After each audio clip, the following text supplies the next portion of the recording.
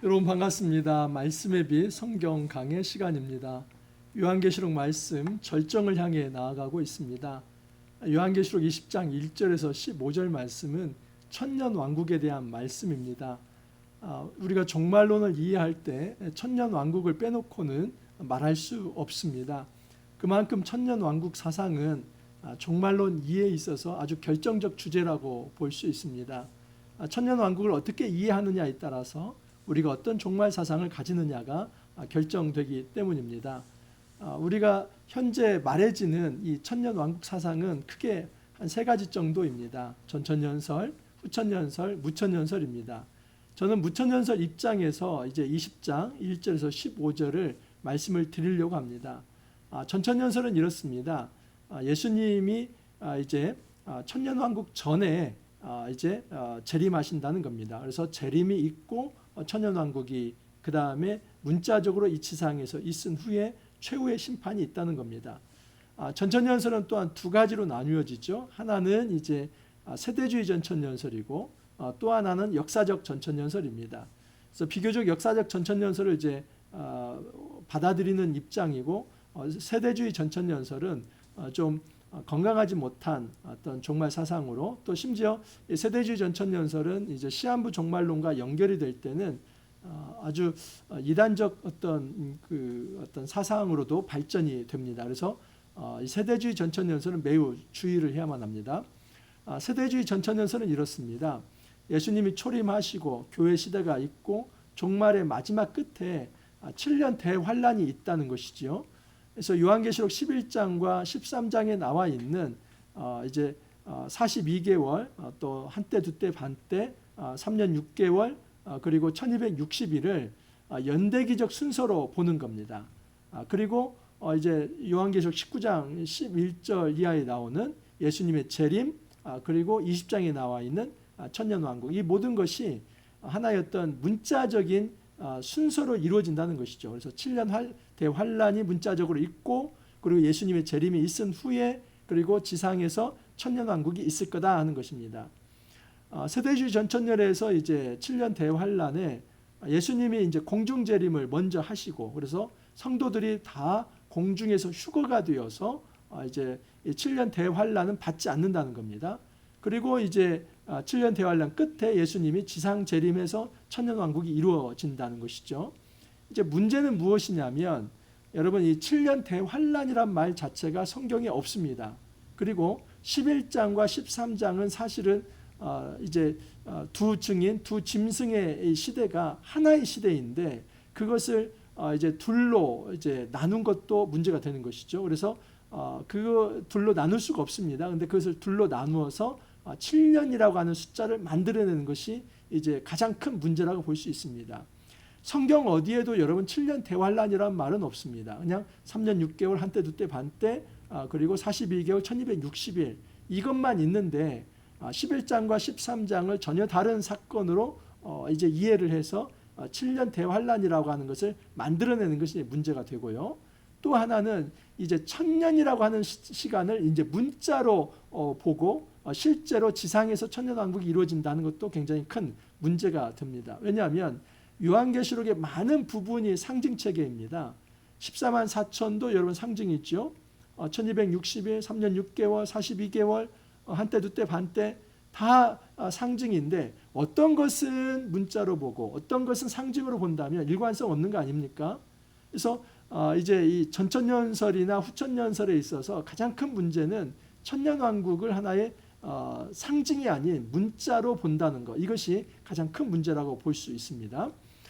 역사적 전천년설은 이제 이 세대주의 전천년설과는 조금 다른 부분은 역사 끝에 대환란이 있다는 것, 이것은 똑같이 받아들입니다. 그런데 대환란 끝에 예수님이 재림하신다는 겁니다.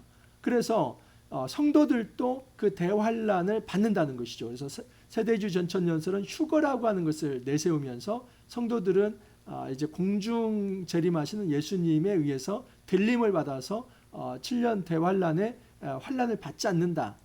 그러나 이제 역사적 전천년설은 그 환란의 시간을 다 받은 후에 이제 그것을 견딘 자들이 예수님 재림할 때에 천년왕국을 이제 누릴 수 있다는 것이죠. 그리고 후천연설은 여러분 예수님이 재림하실 때, 아니 예수님이 초림하시고 교회 시대가 발전된다는 겁니다. 그래서 역사가 계속 좋은 방향으로 긍정적으로 발전된다는 것.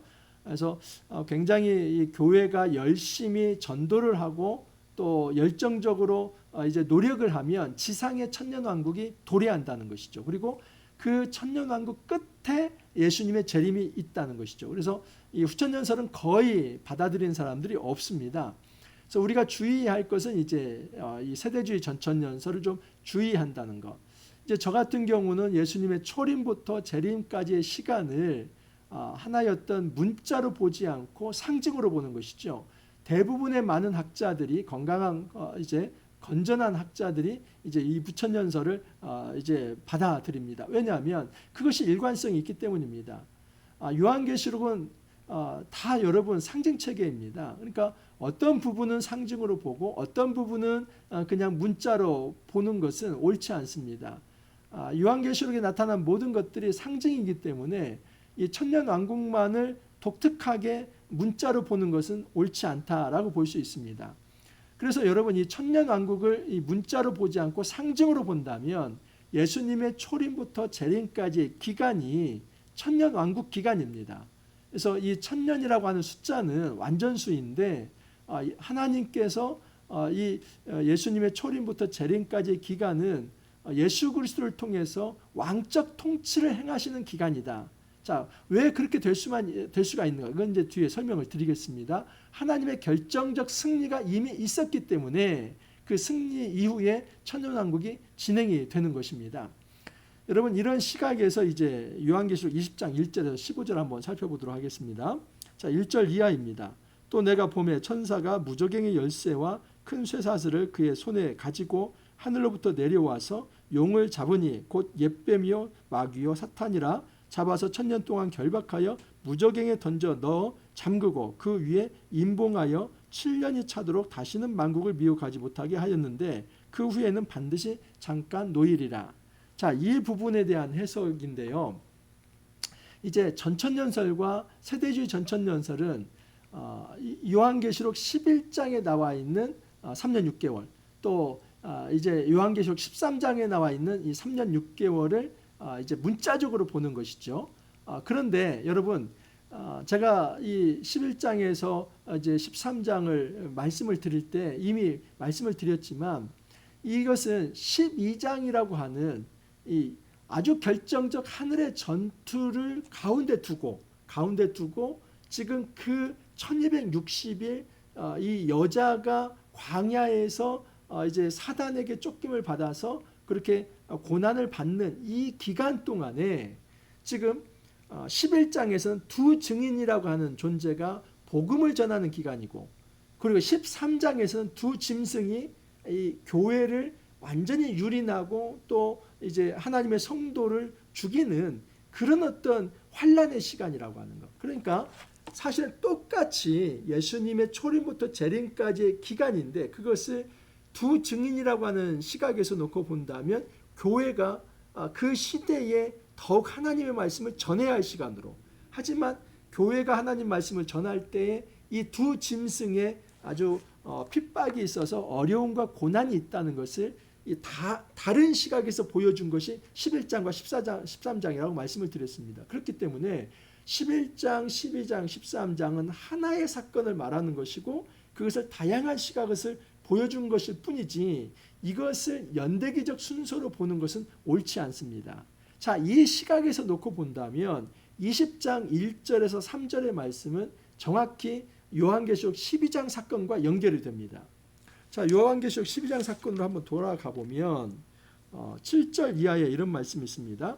하늘에 전쟁이 있으니 미가엘과 그의 사자들이 용과 더불어 싸우세 용과 그의 사자들도 싸우나 이기지 못하여 다시 하늘에서 그들이 있을 곳을 얻지 못한지라. 큰 용이 내쫓기니 옅뱀 곧 마귀라고도 하고 사탄이라고도 하며 온 천하를 꿰는 자라. 그가 땅으로 내쫓기니 그의 사자들도 그와 함께 내쫓기니라. 그러니까 쉽게 말하면 요한계시록 12장 7절에서 9절은 하늘에서 결정적 전투가 있었다는 겁니다.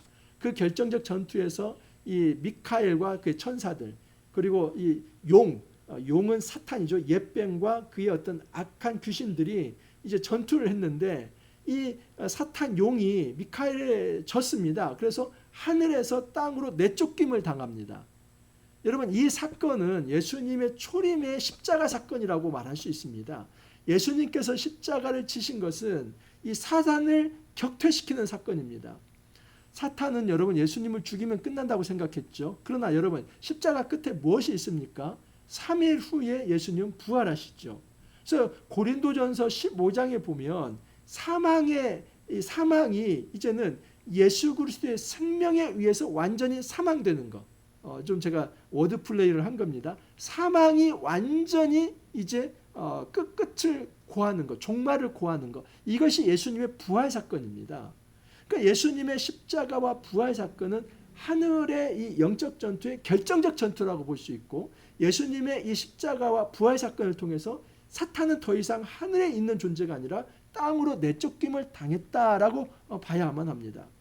자, 그래서 이것이 요한계시록 12장 말씀이고, 이것을 다시 한번 이제 종말적 시각에서 요한계시록 20장에서 풀어서 얘기한 겁니다. 다시 말씀을 드리면 요한계시록 20장 1절 보십시오. 또 내가 보매 천사가 무저갱이 열쇠와 큰 쇠사슬을 그의 손에 가지고 하늘로부터 내려와. 한 천사가 이 무저갱의 어떤 쇠사슬, 무저갱의 어떤 장글 만한 이 쇠사슬을 가지고 하늘로부터 내려왔다는 겁니다. 그래서 용을 잡으니 옛뱀이요 마귀요 사탄이라. 이것은 여러분 요한계시록 12장에 이미 나온 거 아닙니까? 그래서 잡아서 1000년 동안 결박해서 무저갱에 던져놓습니다. 이 무저갱 아비소스라고 하는 것은 어떤 밑이 없는 끝을 말합니다. 그러니까 바닥이 없는 어떤 굴을 말하는 것이죠. 그 말은 하나의 어떤 하데스와 같은 음부를 의미합니다. 이것은 여러분 두 가지 의미가 있다는 걸 말씀을 드렸습니다.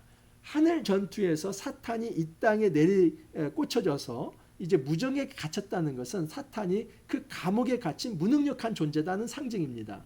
그러나 여러분 요한계시록 이제 17장에 보면은 17장 8절에 내가 본 짐승은 전에 있었다가 지금은 없으나 장차 무저갱으로부터 올라와 멸망으로 들어갈 자니, 이 무저갱으로부터 올라온다는 표현이 있지 않습니까? 그래서 무저갱이 열리고 또 뭐 짐승이 나오고 황충이 나오고 이런 부분이 나오는데, 여러분 이 무저갱에 갇혔는데 어떻게 또 사탄이 활동할 수 있는가, 이런 의문을 가질 수 있지 않습니까? 그래서 이것을 연대기적 순서로 보려고 하는데 그게 아니라, 여러분 사탄이 하나님 보시기에는 무저갱에 갇혀있는 존재이지만 인간이 볼 때는 여전히 사탄은 공중권세를 잡은 자로서 인간을 괴롭힐 수 있는 존재라고 하는 것이 사탄이 무저갱에서 이제 어떤 짐승을 풀어서 활동하는 기간으로 그렇게 표현을 하는 것입니다. 그렇기 때문에 사탄이 무저갱에 갇혔다고 하는 것은 사탄이 전혀 무활동을 한다는 그 의미가 아닙니다.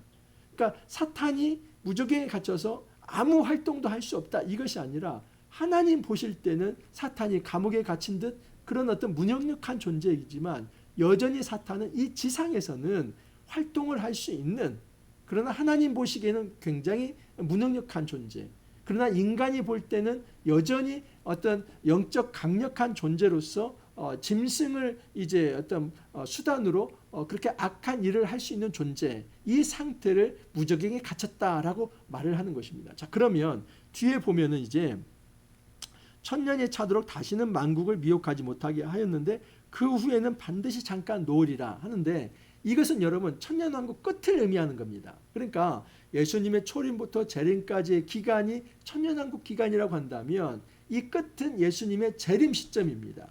그 재림 시점에 이 무저갱에 갇혔던 이 사탄을 잠시 풀어놓는다는 것은 무슨 의미냐면은 이것이 최후의 결전을 준비하도록 이제 이 악한 세력이 결집하도록 하나님께서 시간을 준다는 겁니다.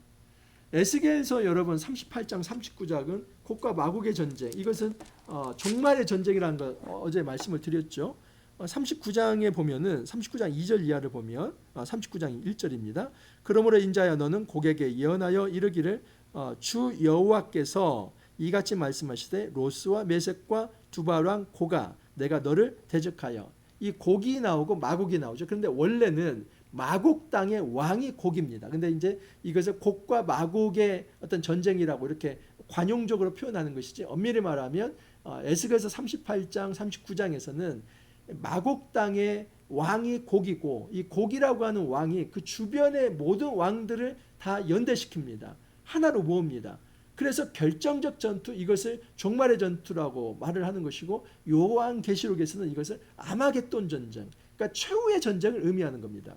근데 그 최후의 전쟁에서 4절, 에스겔서 39장 4절입니다. 너와 내 모든 무리와 너와 함께 있는 백성이 다 이스라엘 산 위에 엎드러지리라. 내가 너를 각종 사나운 새와 들짐승에게 넘겨 먹게 하리라. 그래서 39장 17절 이하에 보면 하나님의 큰 잔치가 나와서 이 하늘의 새와 들짐승이 그의 장사들의 살을 먹는다는 얘기가 나오지 않습니까? 이것이 바로 어제 말씀을 드렸던 19장 17절에서 21절까지 나오는 하나님의 큰 잔치입니다. 그러니까 곡과 마곡의 전쟁은 아마겟돈 전쟁이고, 그리고 이것은 종말의 최후의 전쟁이며, 그 전쟁을 통해서 하나님은 최후의 심판을 한다는 겁니다. 그래서 그 곡과 마곡의 전쟁, 아마겟돈 전쟁을 준비하도록 하나님께서 잠시 풀어놓는다는 겁니다.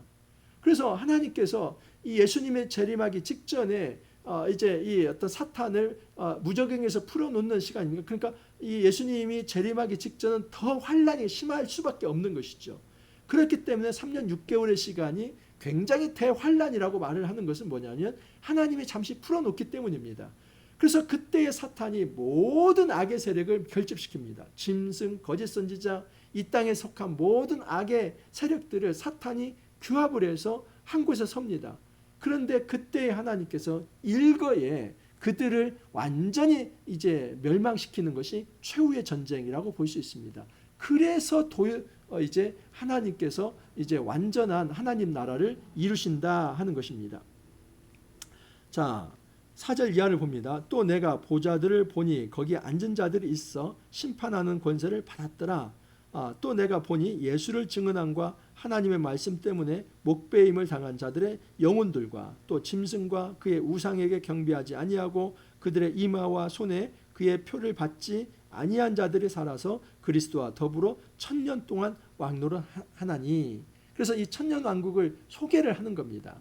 그 천년왕국 때는 하나님이 왕이 되시는 겁니다. 어제 말씀을 드렸지만 이 왕이 된다는 것은 어떤 이제 강조점이 있다고 말씀을 드렸어요. 심판주.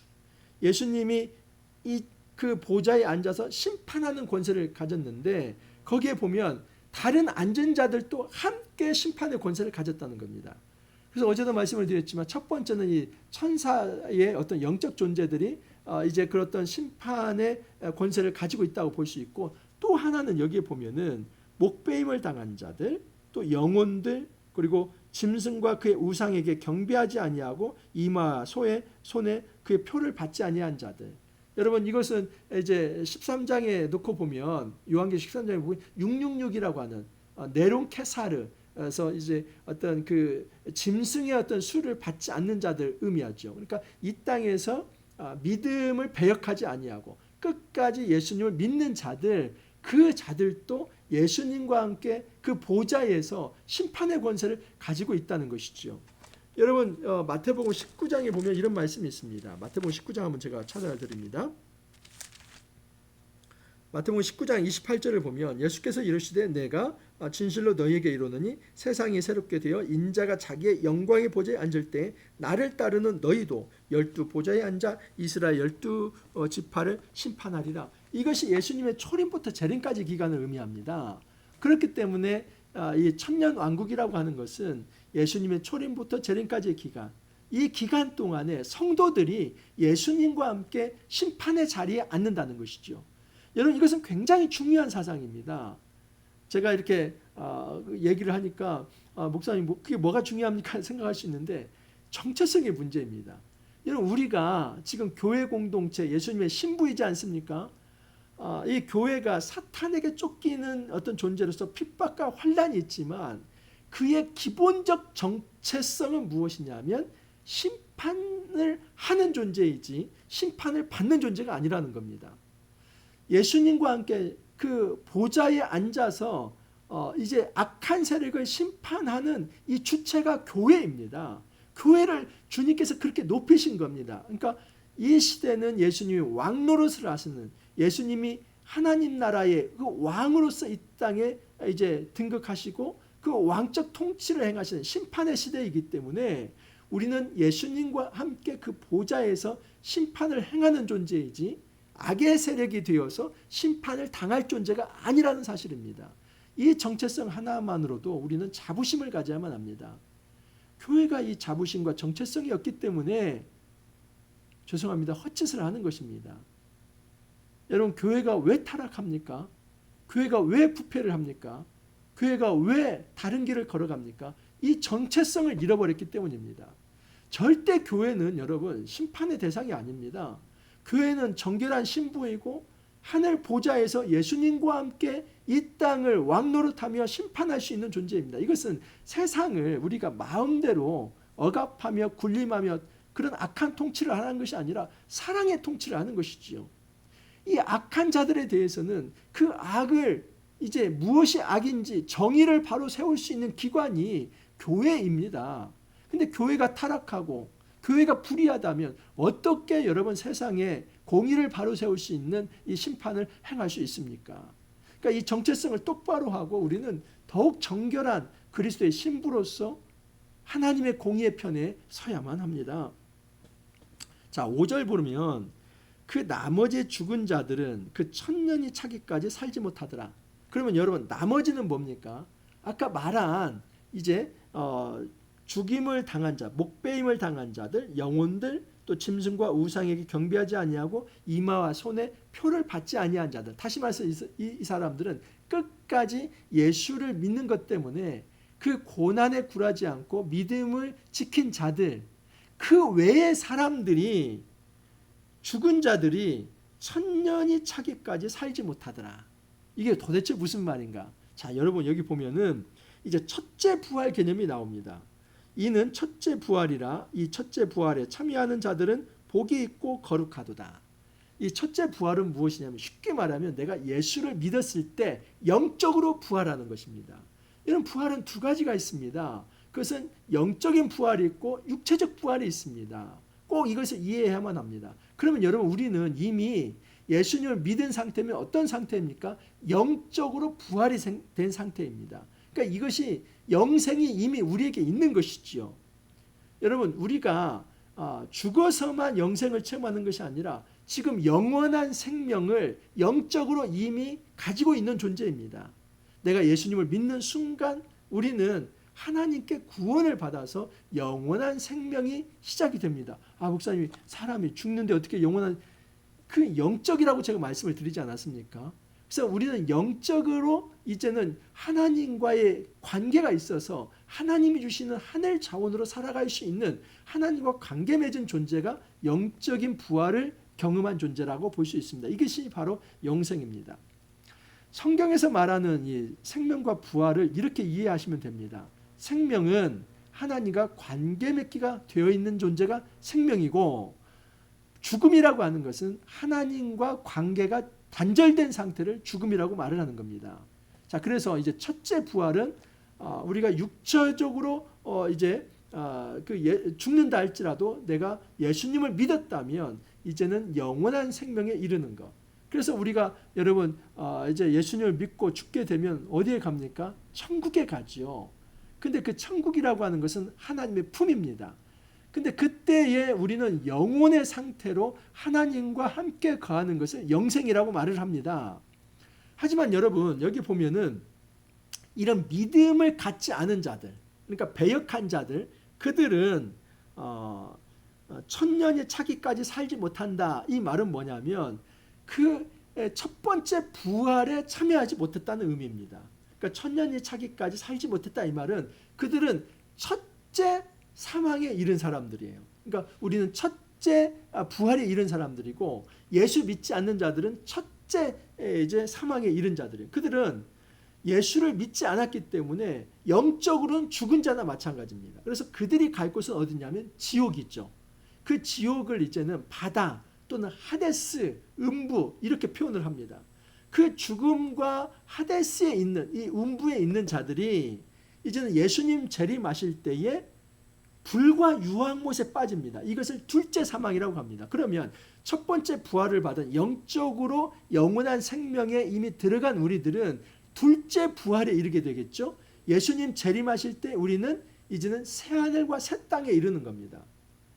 그래서 여러분 이 둘째 부활은 뭐냐면 그때는 육의 부활체를 입는 것입니다. 단지 영혼으로만 살아가는 것이 아니라 부활체를 입는데 그 부활체는 이제 고린도 전서에 의하면 썩어지지 않는 몸입니다.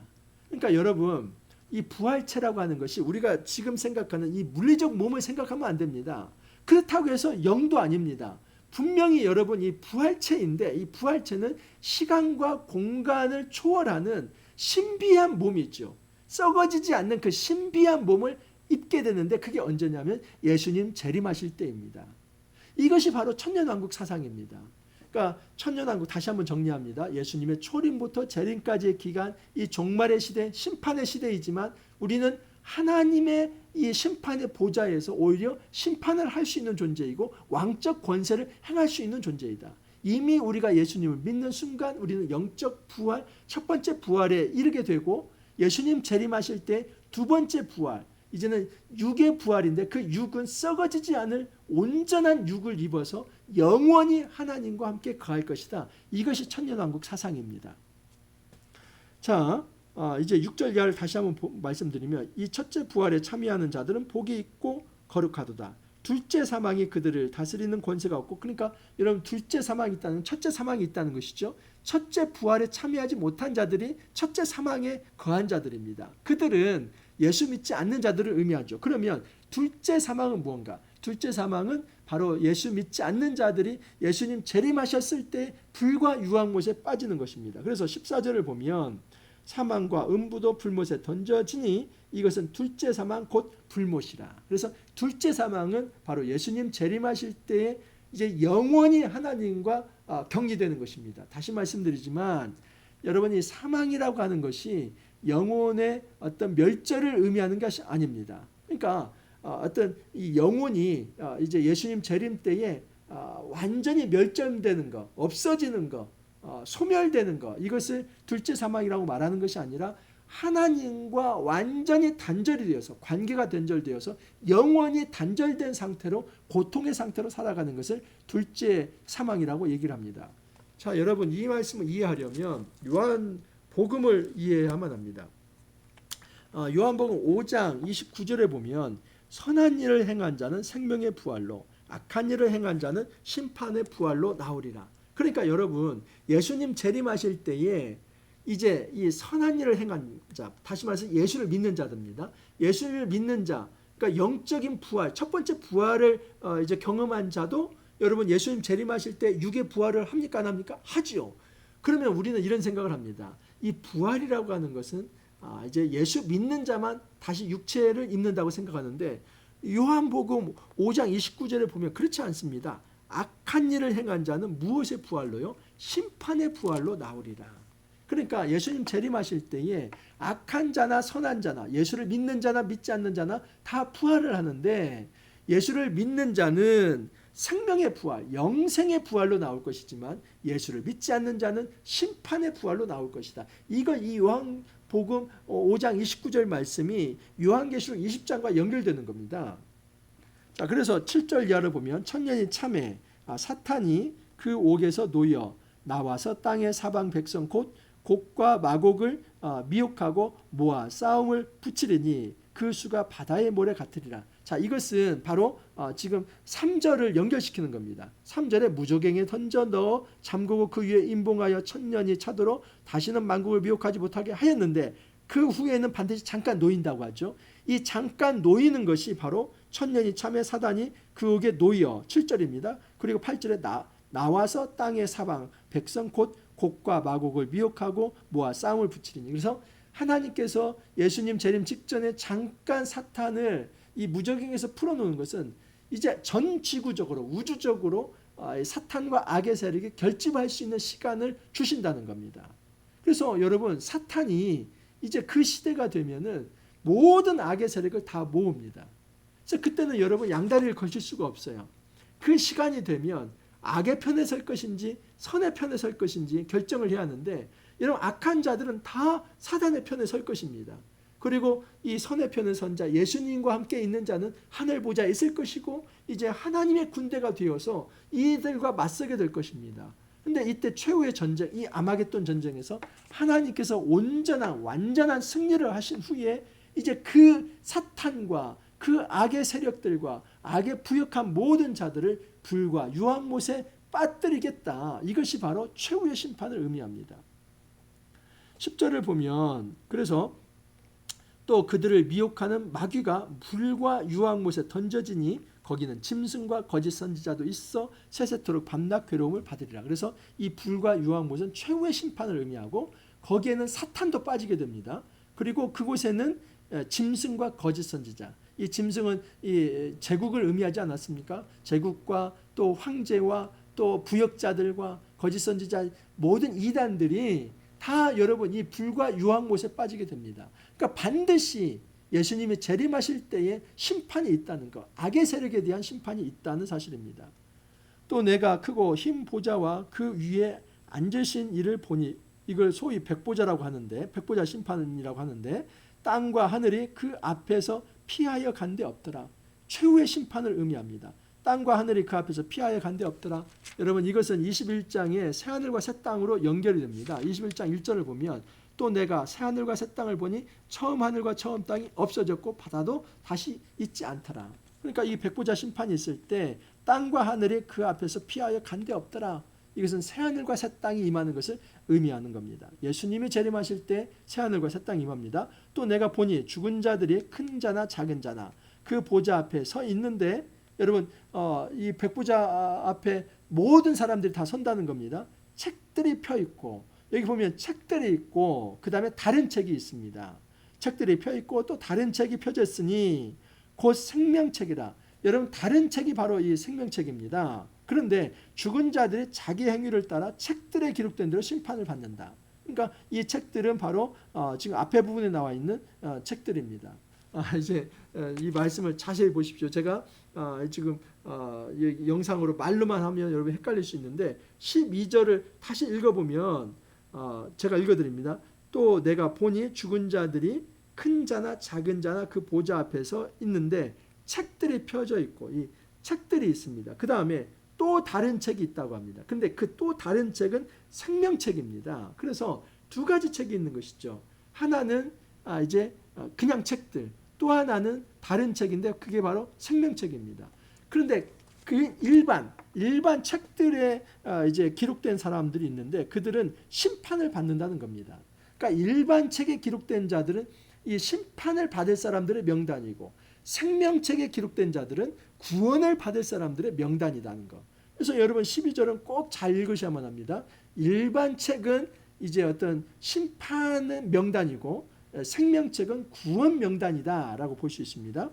그래서 책들에 기록된 대로 심판을 받으니 바다가 그 가운데서 죽은 자들 내주고 또 사망과 음부도 그 가운데서 죽은 자들 내준다. 그러니까 죽은 자들 내준다는 게 뭡니까? 부활을 의미합니다.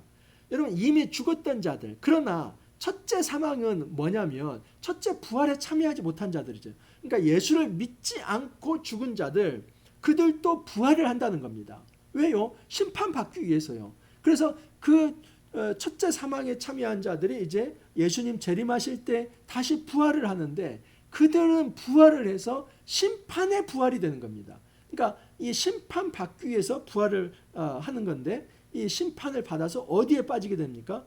그들이 불과 유황못에 빠집니다. 14절을 보면 사망과 음부도 불못에 던져지니 이것은 둘째 사망 곧 불못이라. 그래서 이것을 둘째 사망이라고 얘기를 하는 겁니다. 첫째 사망, 다시 말해서 정리합니다. 예수를 믿지 않고 죽은 자들, 근데 그들이 예수님 재림시 때 육체적 부활을 하는데 그들은 이제는 영원한 사망에 거하는 겁니다. 하나님과 영원히 단절된 상태, 그 둘째 사망 불못에 빠지게 된다 하는 것입니다.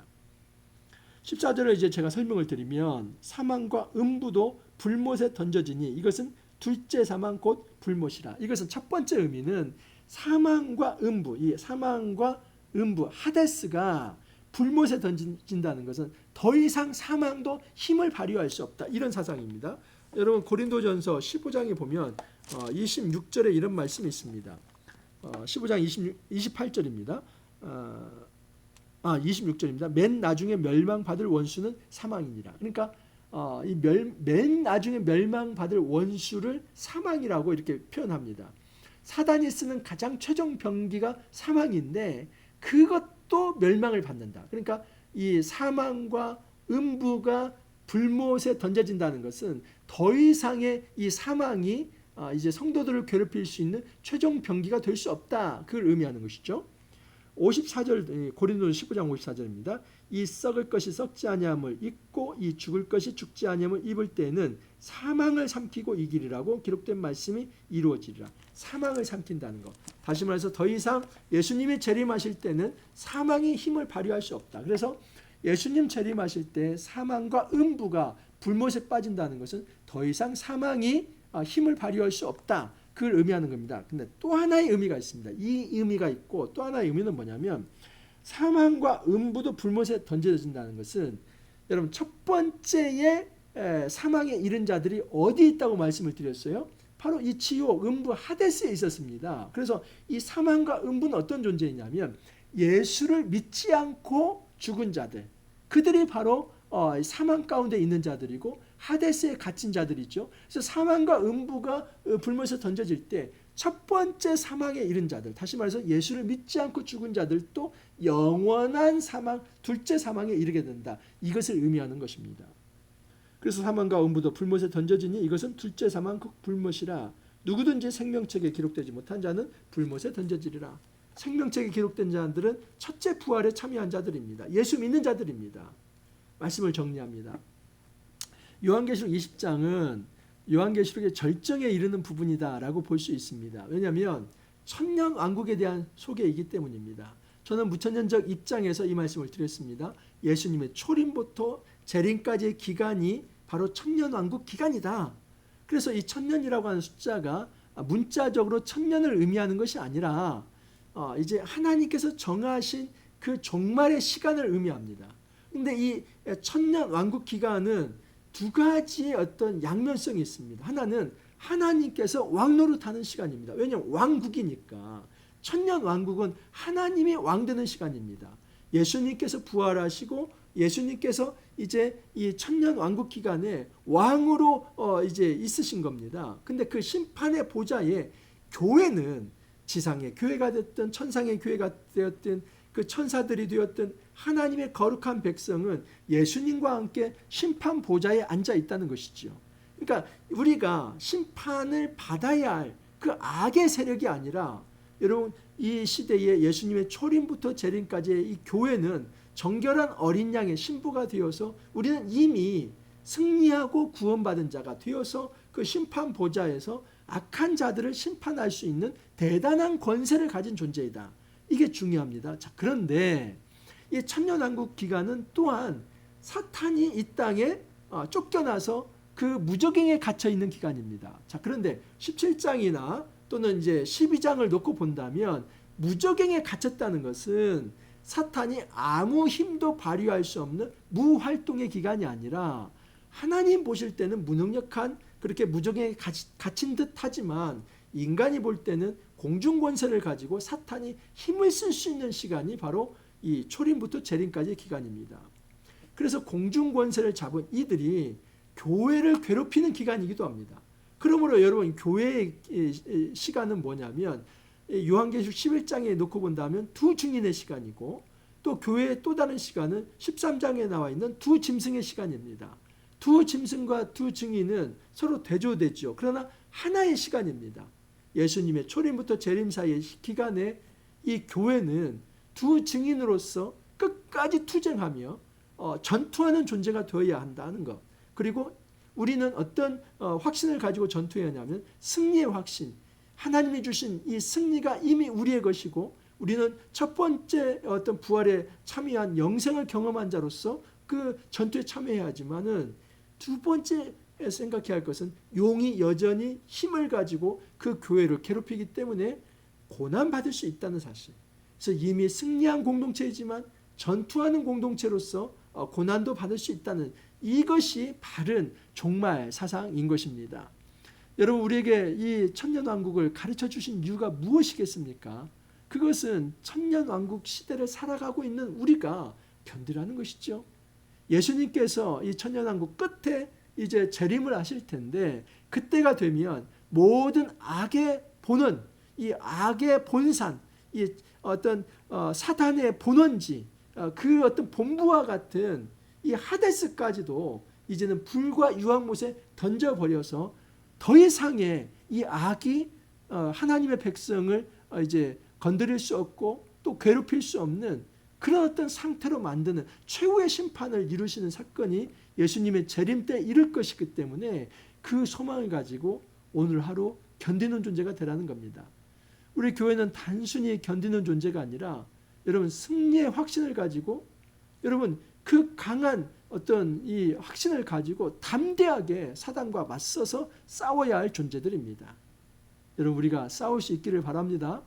더 이상 사단에게 비리비리 하면서 이렇게 넘어지지 않기를 바랍니다. 패배주의에 빠져서 우리가 그냥 이렇게 어차피 안 돼, 우리는 사탄에게 적수가 못 돼 하면서 그렇게 진에 무릎 꿇지 않기를 바랍니다. 적수가 안 되긴 왜 안 됩니까?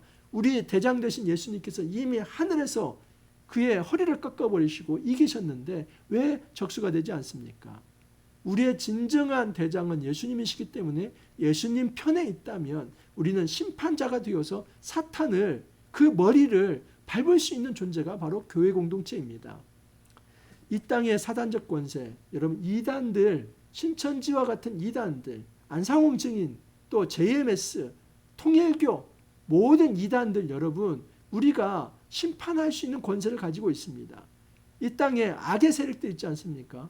생명과 인권을 유린하는 세력들, 여러분, 우리가 교회가 바른 공의를 세워야만 합니다. 그래서 더 이상의 이 인간의 존엄성과 생명을 유린하는 이런 일들이 발생되지 않도록 그 이제 파수대의 역할을 바로 교회가 해야 하는 존재입니다. 교회에게 이 놀라운 사명을 주셨습니다. 우리가 승리의 확신을 가지고 예수님이 오시는 재림 시대까지 이 천년왕국의 예수님의 어떤 왕적 권세를, 우리도 심판의 권세를 가지고 맞서 싸우면서 이길 수 있기를, 승리할 수 있기를 간절히 소망합니다. 기도합니다. 주님, 감사합니다. 저희들에게 천년왕국의 개념을 가르쳐 주시고 교회 공동체는 이미 예수님과 함께 승리한 공동체가 되어서 이 땅에서 영적 전투를 이 승리의 확신을 가지고 행해야 할 존재라는 것을 가르쳐 주시니 감사합니다. 주님, 우리가 이 정체성을 잊지 않게 하여 주옵소서. 함부로 사탄의 권세에 무릎 꿇지 않게 해 주시고 패배주의에 빠져서 우리가 정말 이 악에 굴종하지 않게 하여 주옵소서. 이 땅이 악이 득세한다 할지라도 우리가 예수 편에 서게 해 주시고 예수를 똑바로 믿고 하나님 편에 서서 악과 대적하여서 공의로운 전투에서 승리할 수 있게 해 주시고 하나님이 주신 놀라운 승리를 날마다 경험하며 살아갈 수 있도록 주님께서 은혜 더하여 주옵소서. 주님, 감사하옵고 예수님 이름으로 기도하옵나이다. 아멘. 여러분, 이제 요한계시록 절정을 다 넘어섰습니다. 그래서 이 뒤로는 어려운 내용이 하나도 없습니다. 이제 영광의 어떤 본문만 나올 뿐입니다. 요한계시록 21장의 새하늘과 새 땅, 그 22장의 그 예수 그리스도에 대한 어떤 재림에 대한 대망 많이 남아 있습니다. 여기까지 달려오시느라 너무 수고 많이 하셨고요. 또 내일과 월요일 날에도 2번 남아 있기 때문에 마지막까지 요한계시록 정리하면서 우리가 정말 이 땅에서 비리비리한 패배주의에 빠져 있는 그런 어떤 나약한 존재가 아니라 예수의 권세를 가지고 오히려 사단을 심판하는, 악의 세력을 심판하는 그 권세를 가지고 힘있고 담대하게 살아갈 수 있기를 바랍니다. 오늘 또 화이팅 하시고 내일 찾아뵙도록 하겠습니다. 감사합니다.